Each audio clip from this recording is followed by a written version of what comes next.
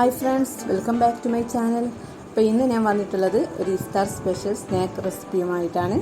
അപ്പോൾ വളരെ പെട്ടെന്ന് തന്നെ തയ്യാറാക്കാൻ പറ്റിയിട്ടുള്ള ഈ സ്നാക്ക് എങ്ങനെയാണ് ഉണ്ടാക്കുന്നത് നോക്കാം. അപ്പോൾ അതിന് വേണ്ടിയിട്ട് 2 പൊട്ടാറ്റോ ഇവിടെ ബോയിൽ ചെയ്ത് വെച്ചിട്ടുണ്ട്.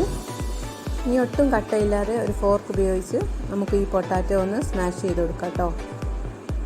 ഇനി ഇതിലേക്ക് ഒരു സവാള കട്ട് ചെയ്തത് ചേർത്ത് കൊടുക്കാം.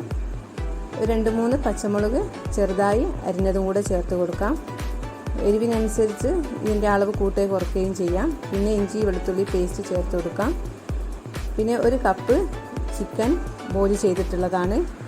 കുരുമുളക് പൊടിയും മഞ്ഞൾപ്പൊടിയും ഉപ്പും ഇട്ട് വേവിച്ചെടുത്ത ചിക്കനാണ്. ആവശ്യത്തിന് മല്ലിയിലയും കൂടെ ചേർത്ത് കൊടുക്കാം. പിന്നെ 1 കപ്പ് ബ്രെഡ് ഗ്രാംസും കൂടെ ചേർത്ത് കൊടുക്കാം.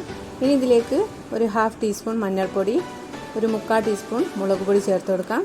പിന്നെ ഒരു 1/2 ടീസ്പൂണ് മല്ലിപ്പൊടി, ആവശ്യത്തിന് ഉപ്പും കൂടെ ചേർത്ത് കൊടുത്ത് നല്ല പോലെ ഒന്ന് കുഴച്ചെടുക്കാം. നമ്മൾ ചപ്പാത്തി മാവൊക്കെ കുഴച്ചെടുക്കുന്ന പോലെ തന്നെ നല്ല പോലെ ഒന്ന് കുഴച്ചെടുക്കാം കേട്ടോ.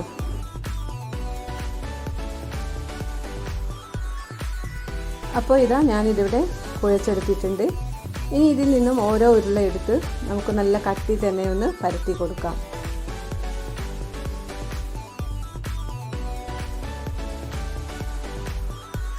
ചപ്പാത്തി പലകങ്ങളിൽ കുറച്ച് മൈദ ഇട്ടതിന് ശേഷം ഒരു റോളർ ഉപയോഗിച്ച് നമുക്കിതൊന്ന് പരത്തി കൊടുക്കാം. എന്നിട്ട് ഒരു ഹാർട്ട് ഷേപ്പിലുള്ള കട്ടർ ഉപയോഗിച്ചായിട്ടോ ഞാനിത് കട്ട് ചെയ്തിട്ടുള്ളത്. നിങ്ങൾക്ക് ഏത് ഷേപ്പിൽ വേണമെങ്കിലും ചെയ്തെടുക്കാം.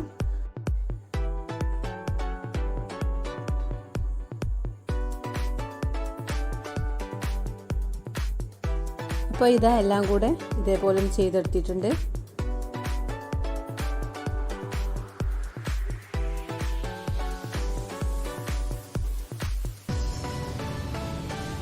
ഇനി ഇതിനൊരു കോട്ടിംഗ് കൊടുക്കാനായിട്ട് ഒരു ബൗളിലേക്ക് 2.5 ടേബിൾ സ്പൂൺ മൈദ ഇട്ട് കൊടുക്കാം.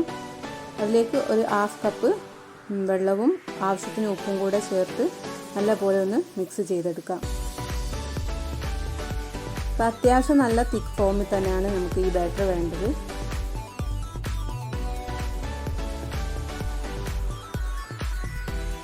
അപ്പോൾ ഇതാണ് ഇതിൻ്റെ ഒരു കൺസിസ്റ്റൻസി. അപ്പോൾ ഇതാ നമുക്കിതൊന്ന് കോട്ട് ചെയ്യാൻ വേണ്ടിയിട്ട് ഇവിടെ ബ്രെഡ് ഗ്രാംസും കൂടെ റെഡിയാക്കി വെച്ചിട്ടുണ്ട്.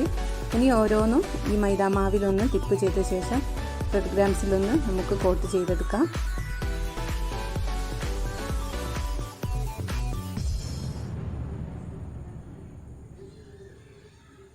അപ്പോൾ ഇതാ എല്ലാം കൂടെ ഇതേപോലെ ഒന്ന് കോട്ട് ചെയ്തെടുത്തിട്ടുണ്ട്. ഇനി ഇതൊന്ന് ഫ്രൈ ചെയ്തെടുക്കാൻ വേണ്ടിയിട്ട് സ്റ്റൗവിലേക്ക് ഒരു പാന് വെച്ച് കൊടുത്തിട്ടുണ്ട്. അതിലേക്ക് ആവശ്യത്തിന് ഓയിൽ ഒഴിച്ചു കൊടുക്കാം.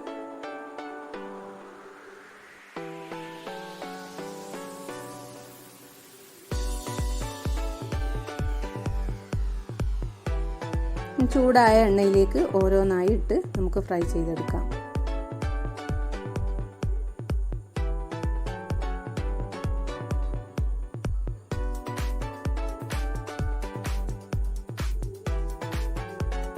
മീഡിയം ടു ലോ ഫ്ലെയിമിൽ വേണം ഇതൊന്ന് ഫ്രൈ ചെയ്തെടുക്കാൻ.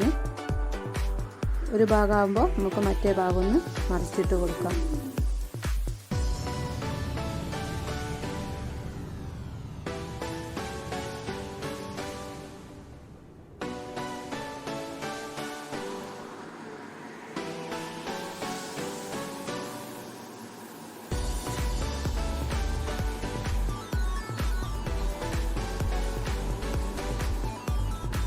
ഏകദേശം ഒരു ഗോൾഡൻ ബ്രൗൺ കളറാകുമ്പോൾ നമുക്ക് ഓരോന്നായിട്ട് കോരി മാറ്റാം.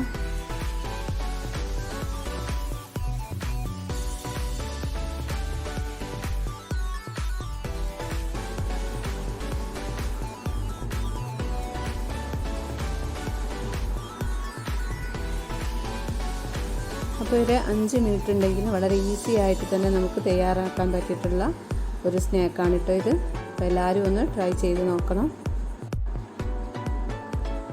ഇപ്പോൾ എൻ്റെ ഈ വീഡിയോ ഇഷ്ടപ്പെട്ടെങ്കിൽ ലൈക്ക് ചെയ്യുക, ഷെയർ ചെയ്യുക. ചാനൽ സബ്സ്ക്രൈബ് ചെയ്യാത്തവരുണ്ടെങ്കിൽ ഒന്ന് സബ്സ്ക്രൈബ് ചെയ്യാം കേട്ടോ. ഇനി അടുത്ത വീഡിയോയിൽ കാണാം. Thank you.